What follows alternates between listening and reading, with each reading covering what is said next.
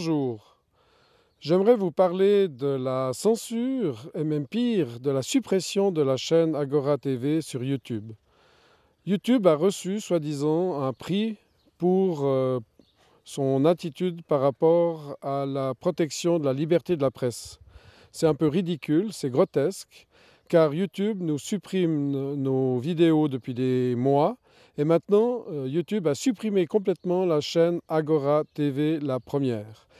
Nous sommes présents sur Agora TV numéro 2 et le but de cette vidéo, c'est de ramener tous nos abonnés sur la deuxième chaîne Agora TV numéro 2. Agora TV numéro 1 a été supprimé car, sur plainte de milieux satanistes, lucifériens, diaboliques, qui sont protégés, eux, qui ne sont pas censurés par YouTube, par Google, par Facebook, par tous les GAFAM.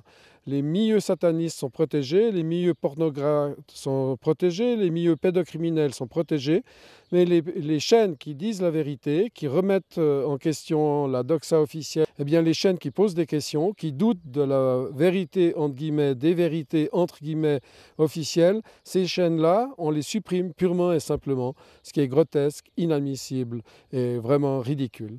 On se fout de la population, notamment la dernière vidéo qu'Agora TV a publiée. C'était une vidéo qui parlait des votations, des prochaines votations en Suisse, les 3 référendums et les 2 initiatives fédérales qui vont être votées le 13 juin.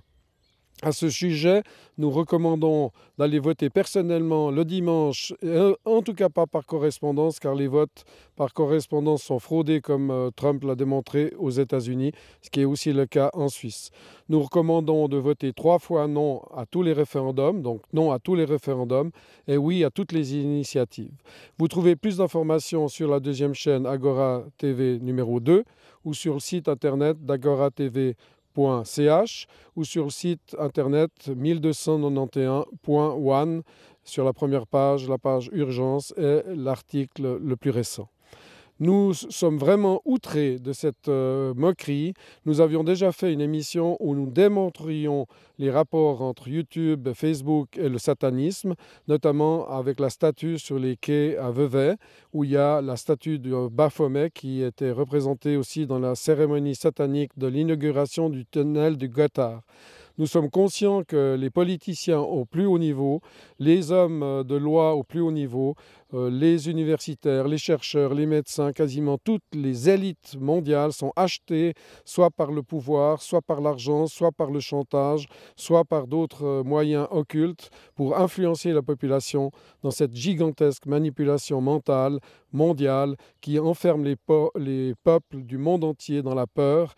Et nous nous insurgeons contre cette peur qui pousse les jeunes notamment à des suicides, qui pousse les entreprises à des faillites, qui manipule le peuple pour les plus mauvais penchants de l'âme humaine. Nous espérons sortir de ce combat victorieux. C'est pour ça que la Suisse votera le 13 juin, 3 fois non au référendum, 2 fois oui aux initiatives. Alors, la vidéo qui a provoqué cette censure et même cette suppression de chaîne, ce qui est très fort au niveau statistique, nous avions près de 70 000 abonnés. Nous existons depuis une année, nous avions de nombreuses vidéos et chaque fois nous avons essayé de jouer le jeu pour passer entre les gouttes de la censure de YouTube. Nous avons été censurés plusieurs fois, nous avons été punis de plusieurs semaines d'interruption. Nous avons essayé de suivre les soi-disant guidelines, les recommandations juridiques. Nous parlons de référendum avec des hommes politiques ou des femmes politiques suisses qui parlent dans la rue, dans une manifestation autorisée par les autorités genevoises, avec des arguments tout à fait politiques pour défendre la démocratie suisse, les référendums suisses en question, et nous n'avons rien fait de mal qui mérite cette punition.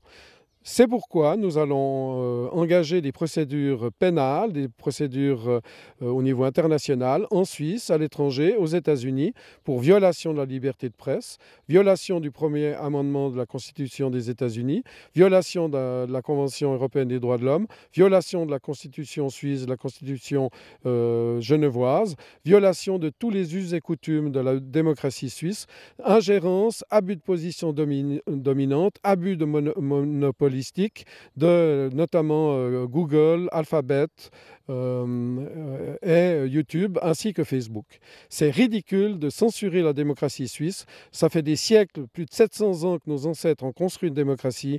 Nous n'allons pas accepter que des puissances étrangères interagissent dans la démocratie suisse et veuillent démolir la liberté de penser, la liberté de réunion, la liberté d'association, les libertés politiques et démocratiques suisses. Ceci est inqualifiable et j'encourage tout le monde qui m'écoute à rejoindre notre plainte collective aux États-Unis. Nous allons demander des centaines de millions de dollars, si ce n'est pas plus, pour violation de tous les droits de la presse qui sont fondamentaux à toutes les démocraties américaines, anglaises, françaises et suisses, etc. dans le monde entier.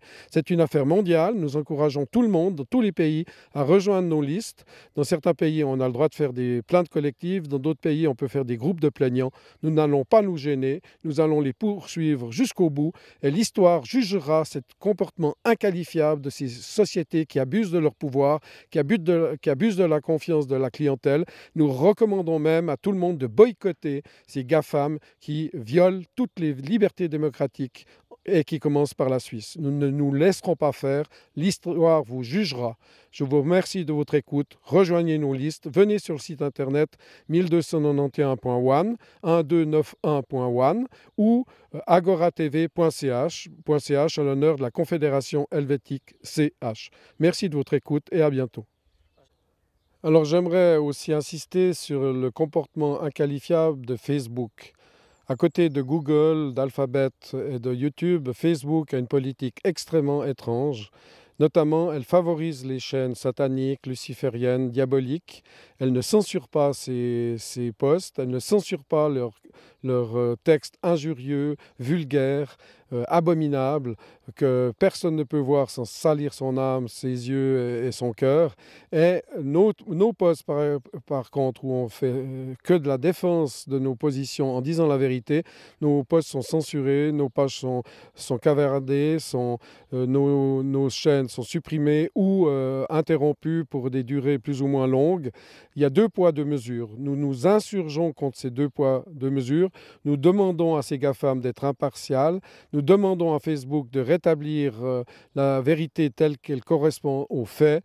Nous signalons chaque fois que les chaînes sataniques, lucifériennes, diaboliques nous agressent avec des ordures, soit d'images, soit de modes orduriers.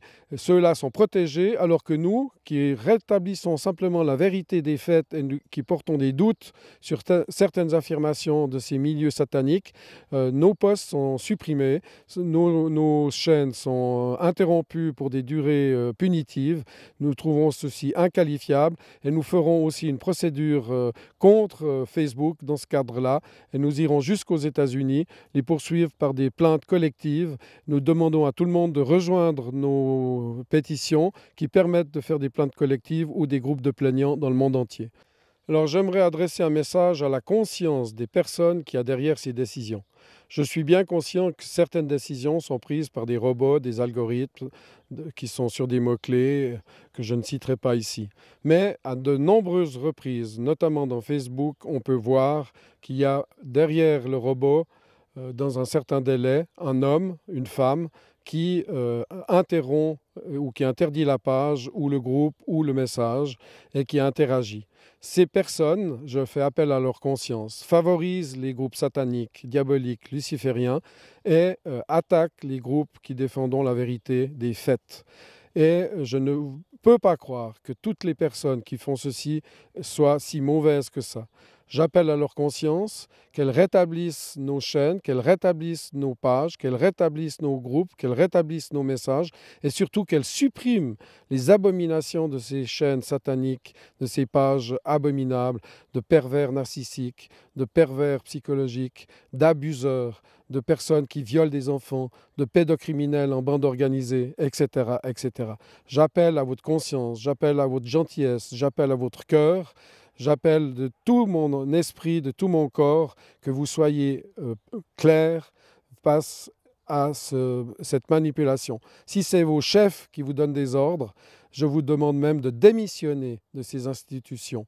Ça ne mérite pas de perdre votre corps, votre âme et de faire du mal comme vous êtes en train de le faire, de violer la démocratie suisse, de violer le peuple suisse, la paix suisse. La Suisse est la patronne de la paix mondiale. Si vous voulez que la Suisse rayonne la paix, laissez la Suisse et la démocratie suisse fonctionner comme elle doit fonctionner. Si vous continuez de faire ce que vous êtes en train de faire, vous contribuez à la guerre et vous allez souffrir vous-même de ces guerres. Maintenant, j'aimerais m'adresser aux chefs qui donnent les ordres dans ces structures, notamment dans la structure YouTube.